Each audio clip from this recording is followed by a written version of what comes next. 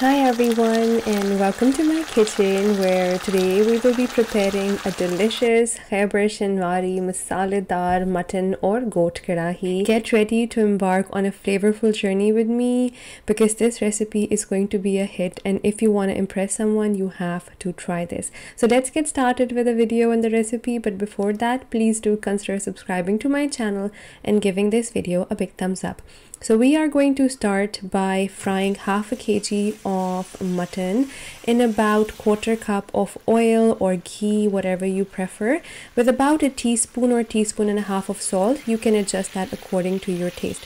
My flame is at medium right now, and you want to cook it for about 8 to 10 minutes depending on the cut of your meat and also how old the animal was. If it's baby goat, it takes about 8 minutes for me usually.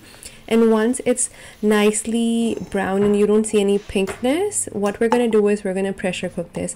I am using my Instant Pot, but feel free to use your regular pressure cooker, and don't throw this oil away because we're going to cook our karahi in this later on. So I'm adding about half a cup of water with half a tablespoon of ginger garlic paste, 4 to 5 medium large tomatoes, and optional 1 tablespoon of tomato paste, and then we're going to pressure cook it for about 10 to 15 minutes. Again, it depends on your meat. I highly recommend every time you pressure cook meat, you open it and see if it's tender enough for you, and then you can always re-pressure it.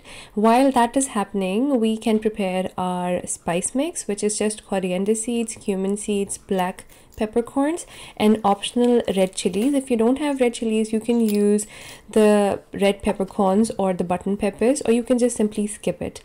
And we're going to use this masala inside our karahi and also to sprinkle on the top.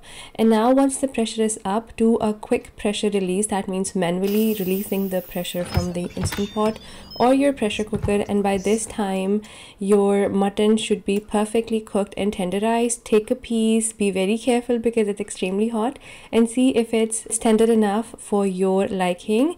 I also removed the tomato peels from my tomatoes at that point, and now we're going to cook this and reduce this on stove. You can do that in the Instant Pot too, but in a pan I find it's quicker and a lot easier. So in the same oil, I added in everything including the water from my pressure cooker, followed by 70 to 80% of my spice mix and about quarter teaspoon of turmeric powder. And now on medium low heat, you want to let it simmer for 8 to 10 minutes. It took me around 7.5-ish minutes to get to this point.